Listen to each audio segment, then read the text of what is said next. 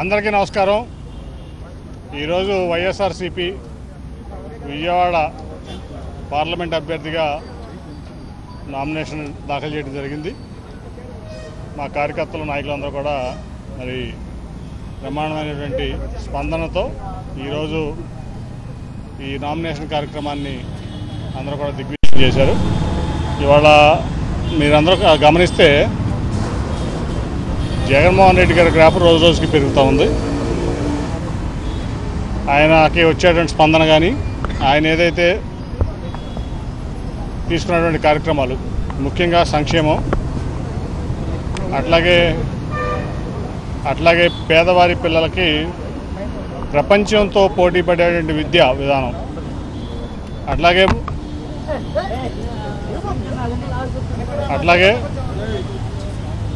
వైద్యంలో కానీ ఆయన తీసుకొచ్చినటువంటి మార్పులు, ఆయన ప్రవేశపెట్టిన పథకాలు, అట్లాగే అనేక సంస్కరణలు, డీసెంట్రలైజేషన్ ఆఫ్ అడ్మినిస్ట్రేషను. ఇవాళ ఇంతకుముందు 25 జిల్లాలు ఉండేవి ఈ ఆంధ్రప్రదేశ్లో, దాన్ని ఇవాళ 26 జిల్లాలు చేశారు.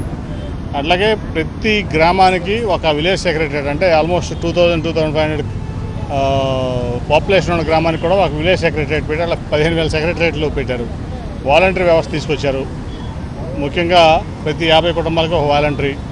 ఏం పని కావాలన్నా ఇంతకుముందు ఎంఆర్ఓ ఆఫీస్కో లేకపోతే నియోజకవర్గ స్థాయి ఆఫీస్కో లేకపోతే జిల్లా ఆఫీస్కో వెళ్ళాల్సి వచ్చిన పని వాళ్ళు ఒక వాలంటరీ ఫోన్ చేస్తే దాదాపు 500 సేవలు విలేజ్ సెక్రటరేట్లో అయ్యేటట్లు తీసుకొచ్చారు.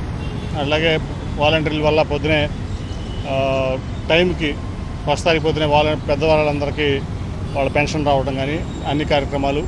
అట్లాగే దాదాపు అవినీతిని, కింద స్థాయిలో అవినీతిని రూపుమాపడంలో ఈ వాలంటరీ వ్యవస్థ, సచివాలయ వ్యవస్థ కూడా పనిచేసింది. అలాగే ముఖ్యంగా వైద్యంలో కూడా ఒక రెవల్యూషనరీ చేంజెస్ అన్నమాట. ఈ దేశంలోనే ప్రతి 2000 లేదా 2500 పాపులేషన్ ఉన్న ప్రతి చోట ఒక విలేజ్ హెల్త్ క్లినిక్ కానివ్వండి, లేదా అర్బన్ హెల్త్ క్లినిక్ కానివ్వండి స్థాపించి దాంట్లో మరి ఒక నర్సింగ్ స్టాఫ్ని పెట్టి దాదాపు 140 రకాలైనటువంటి వైద్యాలు కానీ మందులు కానీ దాంట్లో ప్రవేశపెడతాం. చిన్న ఏదంటే ఇప్పుడు గ్రామీణ ప్రాంతాల్లో పాము కాటు కానీ, లేకపోతే చిన్న మలేరియాలు కానీ, డెంగ్యూలు కానీ, షుగర్లు కానీ, బీపీలు కానీ ఇవన్నీ కూడా వెంటనే అక్కడికక్కడే సాల్వ్ చేయడం. ఆ తర్వాత ఏమైనా కావాలంటే మరి మండల స్థాయి హాస్పిటల్కి కానీ లేకపోతే ఇక్కడ కానీ దాదాపు 18,000 కోట్లు హెల్త్ మీద ఖర్చు పెట్టారు. 8,500 కోట్లు పెట్టి దాదాపు 17 మెడికల్ కాలేజీలు, నర్సింగ్ కాలేజీలు కట్టిన విషయం మీ అందరూ తెలుసు. సో పేదలకు కావాల్సినటువంటి వారు మధ్యతరగతి నుంచి దిగువకి ఏదైతే కావాలో ఈ రాష్ట్రంలో అవన్నీ చేసినటువంటి వ్యక్తి జగన్మోహన్ రెడ్డి గారు. ముఖ్యంగా ఏంటంటే మీకు అబ్జర్వ్ చేస్తే ప్రతిపక్షాలు చెబుతున్నాయి, ముఖ్యంగా మా తెలుగుదేశం కానీ కొన్ని సెక్షన్స్ ఆఫ్ మీడియా కానీ అభివృద్ధి చేయలేదు జగన్మోహన్ రెడ్డి అని చెప్తున్నారు. నేను చాలాసార్లు చెప్పా, చంద్రబాబు నాయుడు కంటే 3 రెట్లు క్యాపిటల్ ఎక్స్పెండిచర్లో అభివృద్ధి ఎక్కువ జరిగింది. ఏంటి నేను అనేది, ఓన్లీ చంద్రబాబు నాయుడు అమరావతి కోసం 10,000 కోట్లు పెడితే రైతులు ఇచ్చిన భూములు కాక విలేజ్ సెక్రటరేట్లు, ఆర్బీకేలు కడతానే 30,000 కోట్లు ఖర్చు పెట్టాడు జగన్మోహన్ రెడ్డి. అట్లాగే దాదాపు 14,000 కోట్లు ఎడ్యుకేషన్లో ఖర్చు పెట్టాడు. 45 స్కూల్స్ అప్గ్రేడ్ చేశాడు, కార్పొరేట్ స్థాయికి చేసి పిల్లలు ప్రపంచంతో పోటీ చేశాడు. హెల్త్లో 18,000 కోట్లు ఖర్చు పెట్టాడు. అట్లా తీసుకుంటూ వెళ్తే వాళ్ళ బ్లూ ఎకానమీ, దాంట్లో 4 పోర్ట్లు, 8 ఫిషింగ్ హార్బర్లు పెట్టాడు. అట్లాగే ఇవాళ మీకు ముఖ్యంగా చంద్రబాబు నాయుడు 2014 నుంచి 19 వరకు ఉన్నప్పుడు ఈ రాష్ట్ర జిఎస్డిపి మీరు తీసుకుంటే 2% పెరిగింది. జగన్మోహన్ రెడ్డి వచ్చిన 2 సంవత్సరాలు కరోనా పోయినా 2% పెరిగింది. అది అభివృద్ధి కదా. అట్లాగే మీకు ముఖ్యంగా పర్ క్యాపిటల్ ఇన్కమ్ కూడా 56,000 రూపాయలు ప్రతి వ్యక్తికి స్థూల ఆదాయం ఈ రాష్ట్రంలో పెరిగింది. పేదరికం తీసుకుంటే ఇది నీతి ఆయోగ్ ఫిగర్స్, నా ఫిగర్స్ కాదు. పేదరికం తీసుకుంటే చంద్రబాబు నాయుడు గారు ఉన్నప్పుడు 11% ఉంటే ఈ రాష్ట్రంలో, జగన్మోహన్ రెడ్డి గారు వచ్చినాక 4% చిల్లర, అంటే 7% పేదరికాన్ని ఈ దేశంలో తగ్గించుకెళ్ళినటువంటి వ్యక్తి అన్నారంటే ఆ జగన్మోహన్ రెడ్డి పేదల పక్షపాతి. ఆయన 175 అవుట్ ఆఫ్ 175 అని టార్గెట్ పెట్టుకోవడం నాకైతే ఆశ్చర్యం కనపట్లేదు.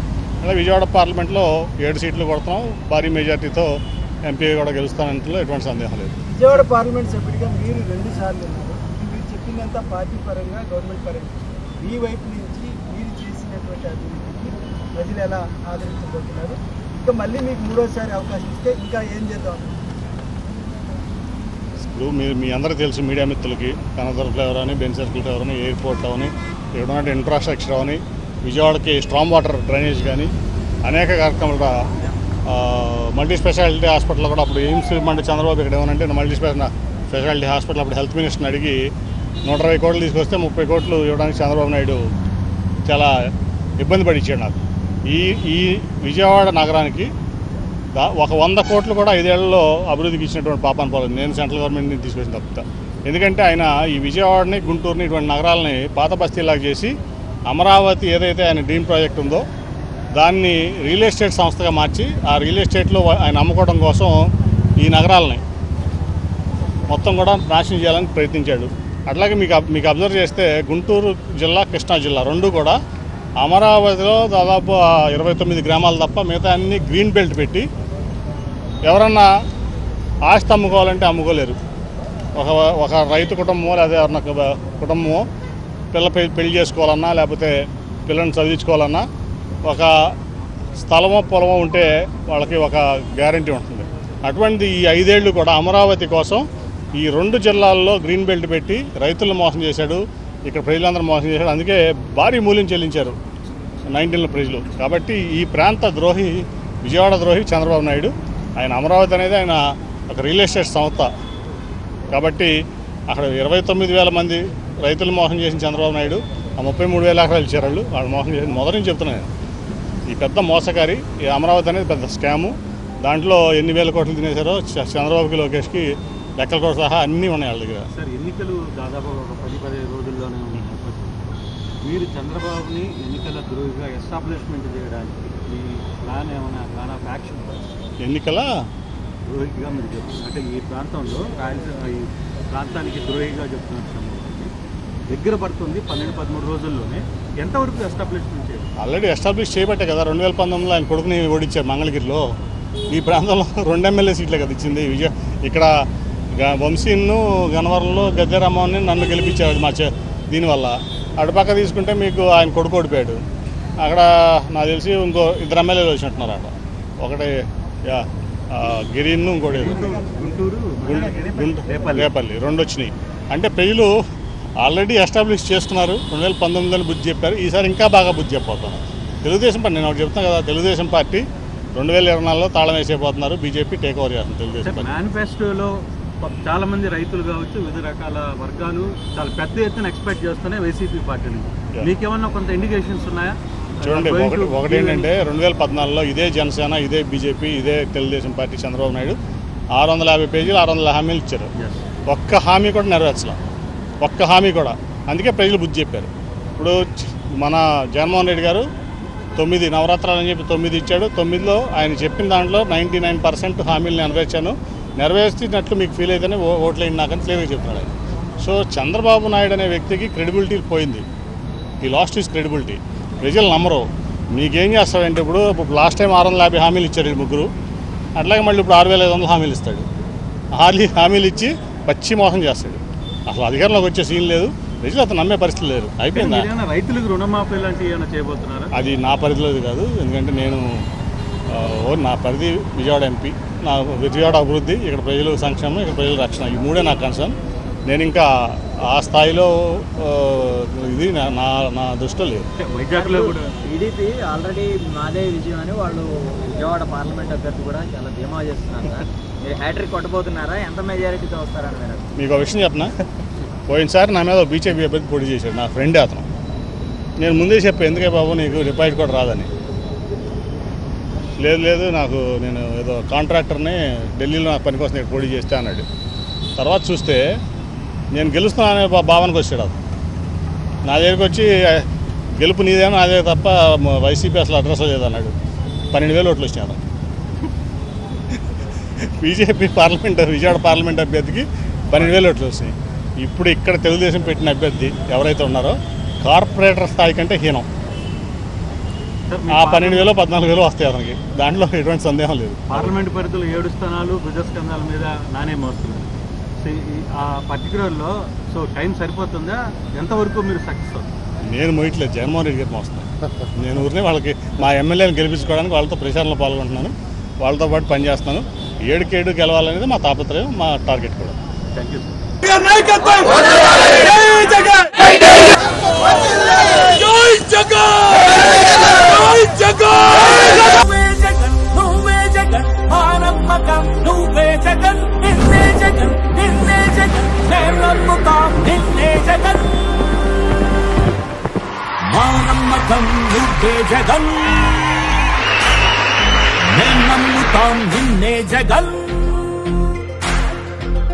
నమ్మకం నువ్వే జగన్ మేం నమ్ముతాం నిన్నే జగన్ నువ్వే జగన్ నువ్వే జగన్ మా నమ్మకం నువ్వే జగన్ నిన్నే జగన్ నిన్నే జగన్ మేం నమ్ముతాం నిన్నే జగన్ నిన్నే జగన్ నిన్నే జగన్ మేం నమ్ముతాం నిన్నే జగన్ నిన్నే జగన్ నిన్నే జగన్ మేం నమ్ముతాం నిన్నే జగన్ ఏ నాటికి ముమ్మాటికి నమ్ముకుంది నిన్నొకడిది మాత్రమే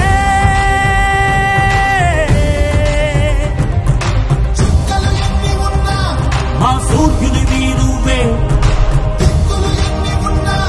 మా దిక్కున నిలబడి తలబడి కలబడి నిలిచిన నేతవు భ్రాతవు దూతవు సామి నువ్వు మా నమ్మకం నువ్వే జగన్ మేం నమ్ముతాం నిన్నే జగన్ మా నమ్మకం నువ్వే జగన్ మేం నమ్ముతాం నిన్నే జగన్ నువ్వే జగన్ నువ్వే జగన్ మా నమ్మకం నువ్వే జగన్ నిన్నే జగన్ నిన్నే జగన్ మేం నమ్ముతాం నిన్నే జగన్